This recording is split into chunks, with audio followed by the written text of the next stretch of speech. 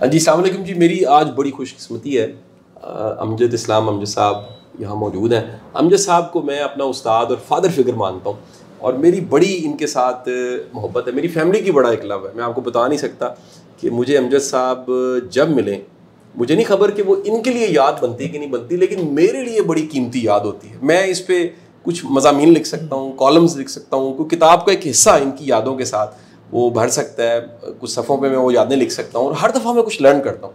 आज कुछ वक्ती थी, फाउंडेशन में असद ताहिर जप्पा साहब की किताब की तकरीबी रुनुमाई थी। अमजद साहब इसकी सदारत कर रहे थे। मेरे से रहा ना गया। मैंने कहा इससे अच्छा कुछ नहीं हो सकता कि मुर्शद को पकड़ूँ और रिक्वेस्ट करूँ कि 2-3 सवालों को हम आपकी बारगाह में रखते हैं, ज़रा जवाब दे दीजिए। ये सवाल ज़िंदगी से जुड़े हैं, ये सवाल लिटरेचर से जुड़े हैं, ये सवाल सोचने समझने वालों से जुड़े हैं। ये बड़ा ज़रूरी है। ये जो सोचना समझने का अमल है, जिसको मैं ज़िंदगी मानता हूँ, इससे जुड़े हैं। मुर्शिद, मेरा पहला सवाल, ये वही मौजूद है जो हम थोड़ी देर पहले डिस्कस कर रहे थे और हम यहाँ पर आ गए हैं। ये जो बायोलॉजिकल एज है, इंसान की बॉडी की एज बड़ी थोड़ी है और जहन की जो उम्र है और उसका इर्तिका है, ये कहीं आके जुदा होने लग पड़ते हैं। नज़र आ जाता है कि ये जिस्म जाने लगा है और ये सारे का सारा 70 साल 80 साल का विजडम, अब इसे कहाँ रखा जाए? ये जो कैफियत है, इसको किस तरह एक्सप्लेन करेंगे आप? ये बड़ी वाकई, मैं चूँकि खुद इससे गुज़र रहा हूँ, इसलिए मैं इस एगनी को शायद थोड़ा सा और ज़्यादा महसूस करता हूँ कि जब आपके जो हवासे खमसा हैं, जिनके ज़रिए से आपको ज़िंदगी का शऊर बुनियादी तौर पे हासिल होता है, जिनके साथ गुजारते हैं, वो एक तरफ होना शुरू हो जाते हैं और उनमें से एक सलाहियत जो है, जो आपकी इंटेलेक्ट है, वो इम्प्रूव करती रहती है। ये डिके करते रहते हैं, बाकी चीज़ें वो इम्प्रूव करती रहती है, जिससे उनका जो दरमियानी फासला है वो आखिर उम्र में आकर और ज़्यादा बढ़ जाता है, क्योंकि इधर चीज़ें डिके हो रही हैं, इधर इम्प्रूव कर रही हैं। तो वो अब उसमें जो मैं समझता हूँ, जो दिक्कत मुझे महसूस होती है कि हम ऐसी इंफॉर्मेशन की दुनिया में आ गए हैं कि आपके लिए 24 घंटे डेफिनेटली कम पड़ गए। तो पुराने वक्तों में कहते थे ना कि there is always a 25th आवर। अब वो 25th आवर मेरे ख्याल में शामिल हो गया है। सही।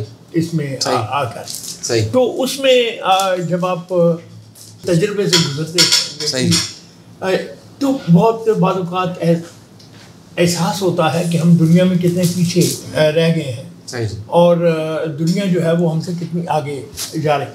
और फिर जब आप अपने मुआशरे को देखते हैं, सही, तो एक बड़ी अजीब और गरीब यानी सिचुएशन सामने आती है कि जितना बुरा हमने अपने मुआशरे को समझा हुआ है, मेरी ज़ाती राय है कि हमारा मुआशरा उतना बुरा नहीं है। बुरा है, सही, कमज़ोर है, उतना बुरा नहीं है। सही जी। असल में इसकी जो अच्छाइयाँ हैं वो मंबल होगी आपस में, और बुराइयाँ जो हैं वो सामने होकर आ गई। तो असल मुझे कभी कभी ये महसूस होता है कि इस उम्र में अब आकर ये जो जिस फेज से हम गुजर रहे हैं, हम अगर इस चीज़ पर ही कोशिश करें, सही जी, कि जो हमारी नई नस्लें हैं, आ रहे हैं, देख रहे हैं चीज़ें, और हम जो अपने तौर पर शायद उनसे ज़्यादा थोड़ा सा बुलंद होकर देख सकते हैं, तो कोई उनके साथ एक इंटरेक्ट जो है वो हमारे यहाँ बदकिस्मती से सिखाने का अमल जो शौक़ लोगों को बहुत है, सीखने का नहीं। मुझे इरफाक साहब की एक बात याद आती है।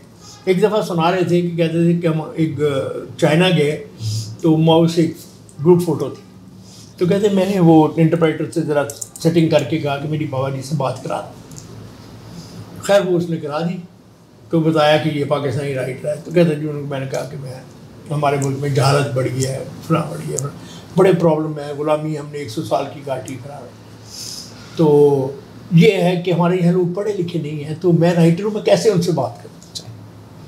तो मौ ने कहते हैं कि वो हंसा, सब मेरे कंधे पे आ सके, चाइनीज़ में कहा, जो इंटरप्रेटर बाद में बताया कि इसको कहा कि go to your people, learn from them, don't teach them.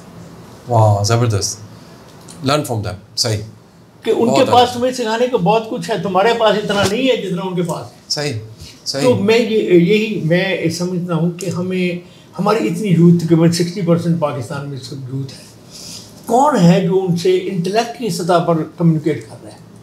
बिल्कुल ठीक है, बिल्कुल ठीक है। गूढ़वाद की सतह पर, जलसों की सतह पर ये सारे ये तो हो रहा है, पर उनसे बात कौन कर रहा है? सही।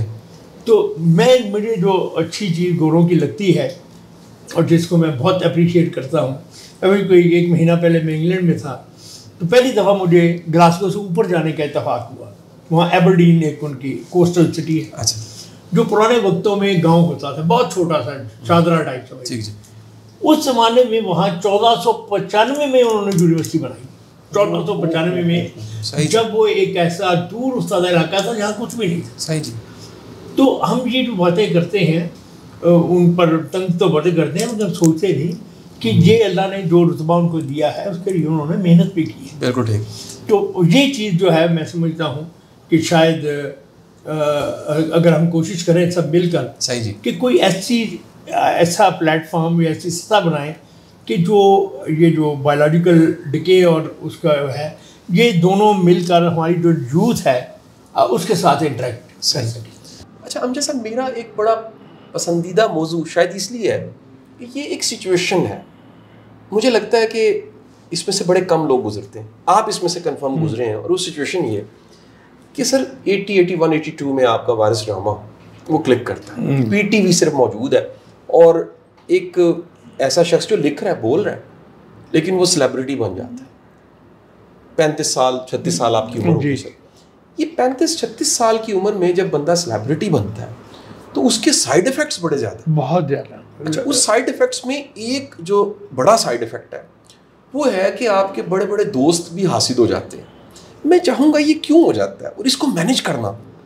देखिए, जो पहले आपका सवाल है, मैं समझता हूँ वो तो नेचुरल है। देखिए, जनरली जो लोग होते हैं उनमें जिसको सेल्फिशनेस आप कहें या खुदगर्जी कहें या अपना मकाम खुद मुतय्यन करने की ख्वाहिश, तो उसका नेचुरल रिएक्शन जो होता है। इसलिए शुरू में मैं बहुत इससे परेशान होता था। एक दफ़ा मुझे मुस्लिउद्दीन जो हमारे टीवी के न्यूज़ के होते थे बड़े सीनियर पर, उन्होंने गालिब का एक शेर सुनाया जिससे मेरा मसला हल हो गया। अच्छा। बड़ा मैं दुखी था इसी बात पे कि यार मेरे इतने प्यारे दोस्त जिनसे मैं इतना प्यार करता हूँ, अगर मतलब मैं मशहूर हो गया हूँ तो मेरा क्या कसूर है इसमें। तो उन्होंने कहा कि हसद सजाए कमाले सुखन है, क्या कीजिए। हसद सजाए कमाले सुखन है, क्या कीजिए। ये दूसरा मिसाल बहाए मताए हुनर है, क्या कहिए, कुछ इस तरह का वो है।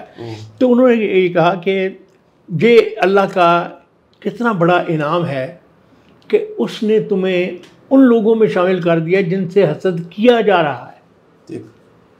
जस्ट एक मिनट के लिए सोचो कि अगर आप दूसरी साइड भी होते तो ज़िंदगी क्या होती।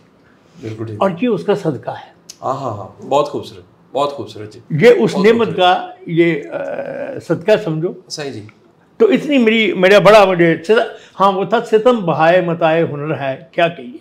सितम बहाए मताए हुनर है, क्या कहिए। हसद सलाए कमाले सुखन है, क्या कीजिए। क्या कहना। तो वो चीज़ जो है मैं समझता हूँ कि अपने जो बाद में आने वाले हैं, मैं उनको भी मुस्लिम की तरफ से ये फॉरवर्ड करना चाहता हूँ कि यार इस तरह this is part of life.